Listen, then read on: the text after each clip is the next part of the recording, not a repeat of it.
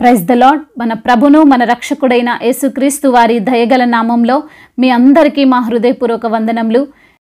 ఈరోజు దేవుని వాక్యము, వాడు ఎల్లప్పుడూ రాత్రింబగళ్ళు సమాధులలోనూ కొండలలోనూ కేకలు వేయుచు తన్ను తాను రాళ్లతో గాయపరుచుకొనుచుండెను.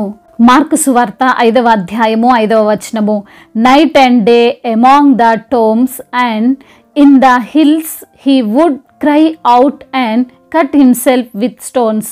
Gospel of Mark chapter 5 verse 5. ఈ రోజుకు గాను దయగల దేవుడు, కృపగలిగిన మన తండ్రి మనకు అనుగ్రహించిన వాక్య భాగమును బట్టి ధ్యానించుకుందాము. ప్రభునందు ప్రియమైన సహోదరి సహోదరులారా, దేవుని యొక్క తోడు లేకపోతే, దేవునితో నడవకపోతే ఈ లోకము ఏమైపోతుందో, ఒక మనిషి జీవితం ఎలా ఉంటుందో ఈరోజు వాక్య భాగము మనకు సెలవిస్తుంది. ఈ సమాజంలో ఎంతోమంది తమని తాము బాధ పెట్టుకుంటూ జీవిస్తున్నారు. తమ ఇంటి వారిని బాధ పెడుతున్నారు. తమ ఆరోగ్యాన్ని పాడు చేసుకుంటున్నారు. ఉదయము లేచిన దగ్గర నుండి చెడు సహవాసాలు, చెడు స్నేహాలు కలిగి ఉంటూ అపవిత్రమైన స్థలాలలో సంచరిస్తూ పబ్బుల పేర్లతో, డ్యాన్సుల పేర్లతో కేకలు వేసుకుంటూ ఇష్టానుసారముగా జీవిస్తున్నారు కదండి. మరలా దాని పేరు ఫాస్ట్ కల్చర్. కాలంతో పాటు అప్డేట్ అవ్వాలనే వంక. అయితే ఇవన్నీ కూడా అపవాది మనుష్యుణ్ణి నిత్య నరకంలోనికి నడిపించాలనే ఉద్దేశముతో చేస్తున్నవి అని గ్రహించలేకపోతున్నారు. పాపములో జీవించడం కల్చర్ కాదు. మిమ్మల్ని మీరు బాధ పెట్టుకోవడం, అనారోగ్యము కొని తెచ్చుకోవడం, తల్లిదండ్రులను తలెత్తుకొని ఇవ్వకుండా జీవించడం ఏమాత్రం కల్చర్ కాదు.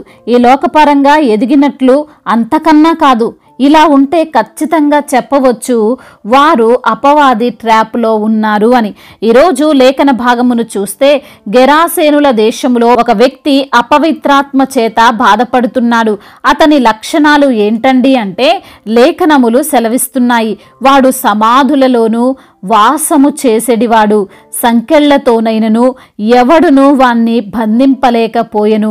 పలుమార్లు వాని కాళ్లకును చేతులకును సంకెళ్ళు వేసి బంధించినను వాడు ఆ చేతి సంకెళ్లను తెంపి కాలి సంకెళ్లను తుత్తునీలుగా చేసెను గనుక ఎవడును వానిని సాధుపరచలేకపోయెను అని వ్రాయబడి ఉన్నది. అపవిత్రాత్మ వానిలో ఉంది గనుక ఎవ్వరి మాట వినడం లేదు, ఎవరిని లెక్క చేయడం లేదు.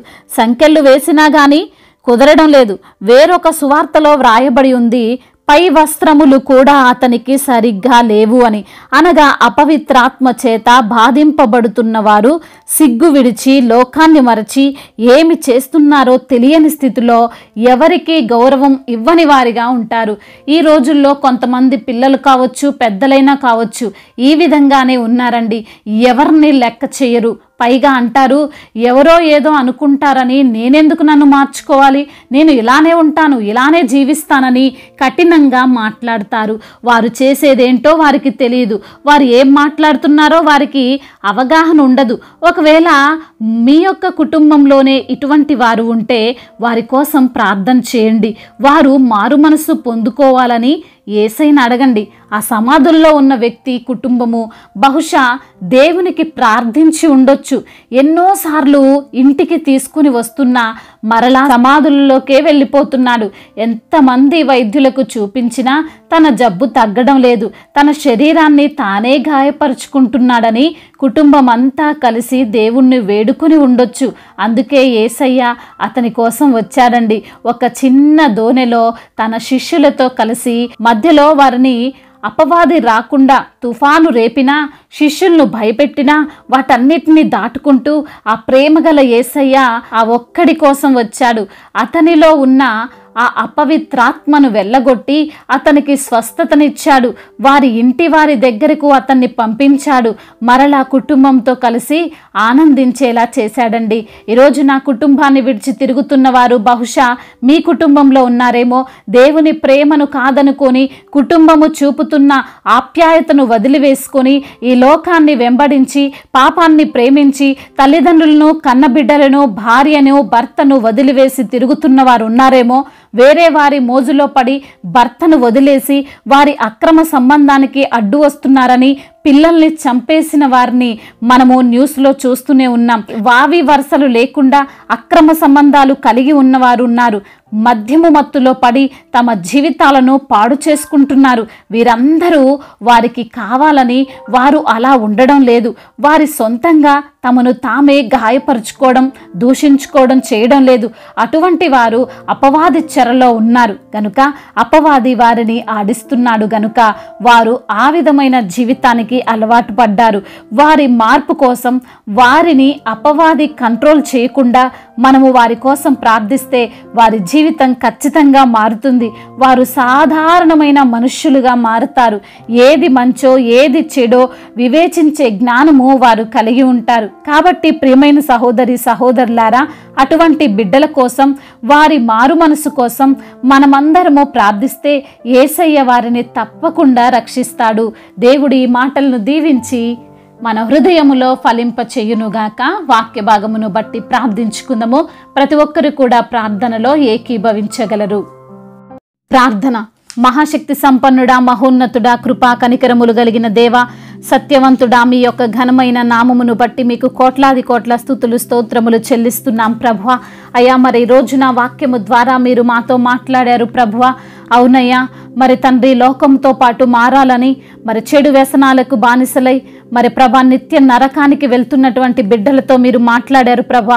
వారి యొక్క ప్రవర్తనను సరిచేసుకొని మీలో ఆనందించి మీ యొక్క వాక్యానుసారంగా జీవించి అయా మీ యొక్క ప్రేమను పొందుకొని నిత్య జీవంలోనికి బిడ్డలు నడిచినట్లుగా, వారి కుటుంబములో సంతోషము ఆనందము కలుగునట్లుగా ప్రభా అయా మరి తండ్రి వాక్కు ద్వారా మమ్మల్ని సరిచేసి బలపరిచారు.